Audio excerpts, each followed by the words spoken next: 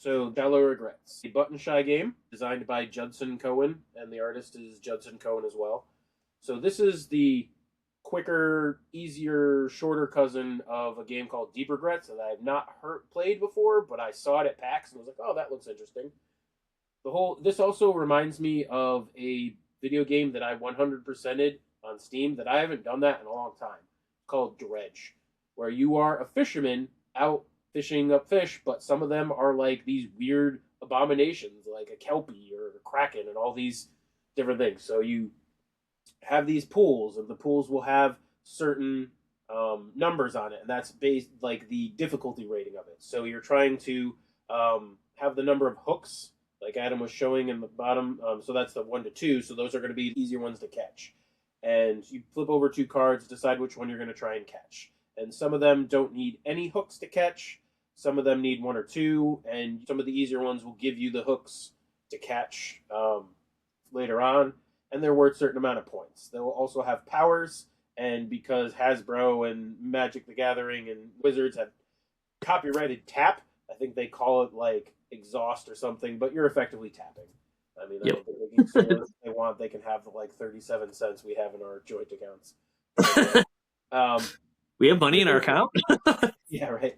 2 to 3 player, best at 2, 15-minute. It's a quick game. It's pretty simple, but it's overall fun. You're picking up 2 cards, you're choosing one to fish, and there's a bit of a take that mechanic between them because some of the corrupted creatures, like the foot, is a great one that you tap it to give it to another person. It's worth negative points, but at the beginning of the game gives you 2 hooks, so it's going to help you catch the more powerful stuff. One of the end game mechanics is whoever has the most foul fish gets, I think, negative 5 points or negative 2 points. I felt that was one of the problems I had with the game, very few, is that there wasn't much of a downside to going for foul. They're worth more points, they do better things, and if you have the most, oh no, you lose a couple points, but you're probably going to get more of them to begin with.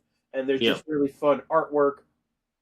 It's a button-shy game, which means it's under 20 cards, and it fits in this little wallet. Open drafting, push your luck, set collection for mechanics. You could play this when you're out somewhere, go on a hike with a friend, you get a picnic table or something, you can sit down and play this for a few minutes, or at the doctor's office, or I mean, you'd probably get looks there, but whatever. We've talked about in the past how we want to make gaming more accessible, and I feel like if you're starting to talk about where you can play these games and how to play them, give the ideas to people that you can throw this in your car and use it while you're waiting to pick somebody up. So yeah, this has like the same complaint I think I had for Dust Biters, is it doesn't have a solo mode, which I feel like Button Shy is perfect for solo. They're in these little tiny envelopes. They literally fit in your pocket.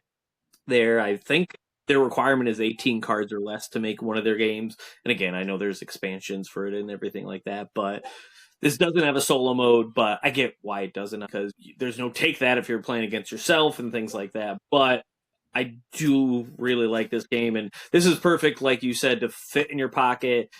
If you go out to dinner with a couple of friends and you're waiting for the food, you play this in the 10 to 15 minutes while you're waiting for your food. And it's really simple. It's funny. I really liked it. I thought it was clever how they did it. The hook ratings on the back of the cards, putting the separate piles in, I thought was cool, is how when you take one of the 2 cards that you choose from, you have to make sure that there's another pile, so it makes it even and gives people more options out on the table as well. But it's played really simple. This game made me really want to play Deep Regrets, because I'm like, okay, this was fun. This was a quick little drafting, push your luck type of game too, where there's a couple times where I'm like, I only have 3 hooks, I think. I could go to the 3 to 5 pile, and I could possibly get a 3-1, and then if I'm able to get the 3-1, I might get a power to then make me jump to 5, or so on and so forth, and then you grab it and it's a 5 hook, and I'm like, well, now I can't even fish this one, I have to take the other one that I took, which was a 0 or something not even good. So it was really great. I mean, for a small,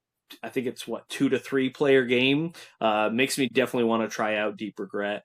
Yeah, I agree. For the time being, this is great to throw in my pocket and play with people. And again, it's a really accessible game. This is a game that anyone could play. It's first time they might not get it. I think maybe first playthrough they don't really 100% grasp it, but it's a 10-minute game. So they don't get it the first time, you play one more round, and then they're like, okay, now I understand it. By the end of the game, they'll get it. So I think this is also. I was just looking at the site too. It's an 8+ game. You could definitely play this with younger kids. Somebody that you're just getting into gaming, doesn't really have a long attention span, and then you're teaching them the basics of push your luck and all of the mechanics that they can learn for later on. So this is a great game to start out with. Okay, I have a couple small kids, 8 and 11 or whatever, and just getting them. Oh, Hey, yeah. let's play a couple games of Shell of Regrets while we're waiting. yeah, and it's funny too. Like the art is really cartoony. I love the art. It gives you that SpongeBob type of feel of the art too. They're goofy looking animals, and it's funny for kids too. Like, oh, I'm fishing. What did I get? And it's like, oh, you got a kraken, or